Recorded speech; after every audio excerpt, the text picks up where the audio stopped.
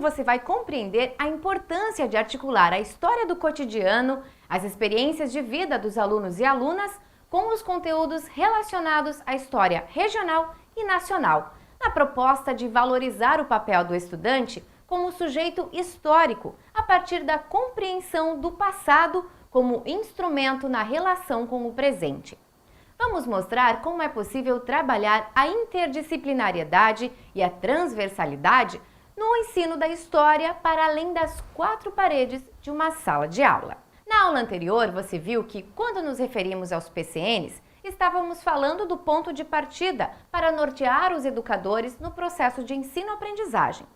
Lembrando que os conteúdos propostos neste documento não são fixos. Eles devem ser constantemente recriados pelos professores e pela escola e adaptados à sua realidade local e regional.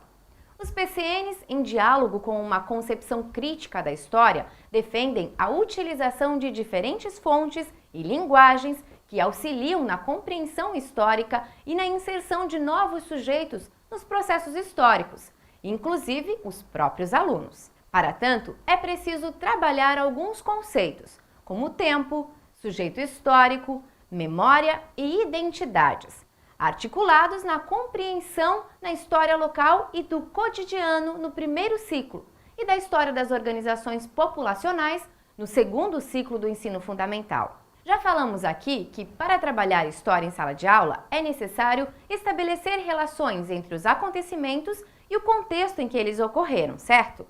Então, a relação entre a história de vida do aluno e a disciplina escolar de história permitirá que ele se perceba como sujeito integrante do processo histórico. Trabalhar com a história local desperta ainda mais essa percepção do aluno, que compreende a própria história e a do lugar onde vive, possibilitando o reconhecimento de semelhanças e diferenças sociais, econômicas e culturais de dimensão cotidiana existentes no seu grupo de convívio escolar e na sua localidade. Buscar a compreensão das vivências das pessoas nos diferentes espaços e tempo, de forma que perpassem o cotidiano, como as relações, o lugar onde moram, costumes e regras, permite conhecer as diferenças nos grupos sociais em diferentes épocas. As atividades devem instigar os alunos a conhecerem suas histórias, suas vivências e de seus familiares, processos importantes na construção de identidades individuais e coletivas. Conhecer diferentes histórias pertencentes ao local em que o aluno convive faz com que ele perceba as diferentes dimensões temporais e estabeleça relações entre passado e presente. A pesquisa, conversa e contato com pessoas de diferentes idades, familiares e até mesmo com os colegas de classe ampliam a capacidade de observar seu entorno e na compreensão das relações sociais existentes em seu cotidiano. Outro exemplo possível são as saídas de campo. Conhecer a cidade e seus patrimônios é muito importante no processo de valorização da pluralidade do patrimônio sociocultural. O estudo do meio, de suas memórias e identidades, envolve metodologias de pesquisa e organização de novos saberes. Para que este tipo de atividade didática seja de fato produtiva, é necessário que o professor realize uma preparação anterior às visitas. Estas práticas possibilitam ao aluno analisar a história e as memórias através das lembranças, objetos, materiais, arquivos, monumentos.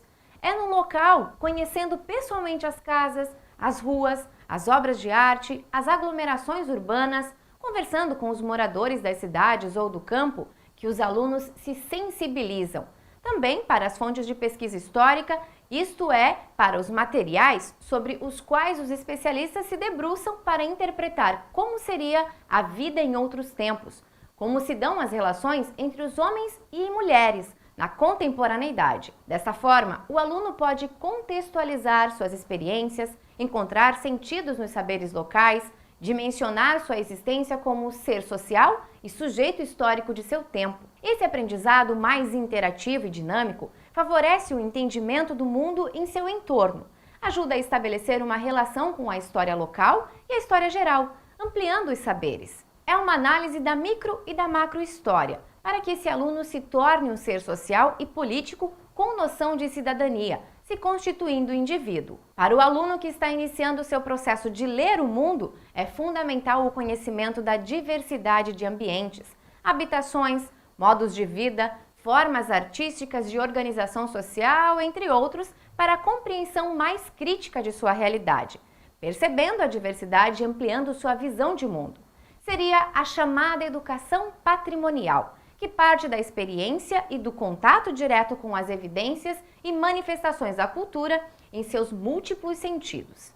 O trabalho de educação patrimonial busca levar as crianças e adultos a um processo ativo de conhecimento, propiciando a produção de novos conhecimentos num processo contínuo de criação cultural. Santa Catarina é um estado repleto de monumentos e edificações tombadas como patrimônio histórico e cultural, que marcam e contribuem para a formação da identidade regional e podem contribuir no entendimento de vários processos históricos. Um exemplo são as fortalezas Santa Cruz de Anhatomirim, São José da Ponta Grossa, Santo Antônio de Ratones e Nossa Senhora da Conceição de Araçatuba, construídas próximos à ilha de Santa Catarina no século XVIII.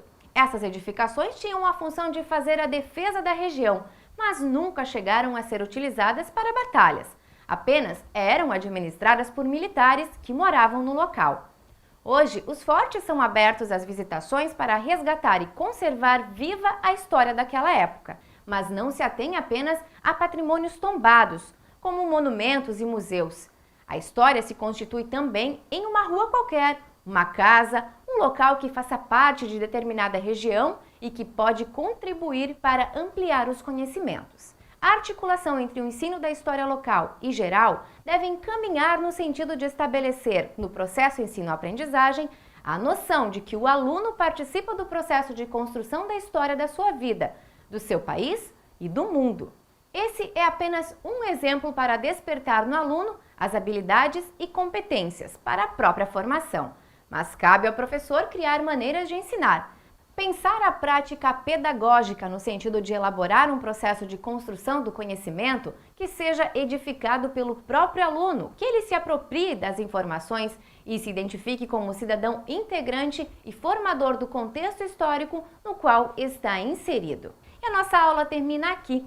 Você pode aprofundar os temas discutidos aqui lendo o seu caderno pedagógico e buscando pesquisas relacionadas em outras ferramentas. Obrigada e até o nosso próximo encontro!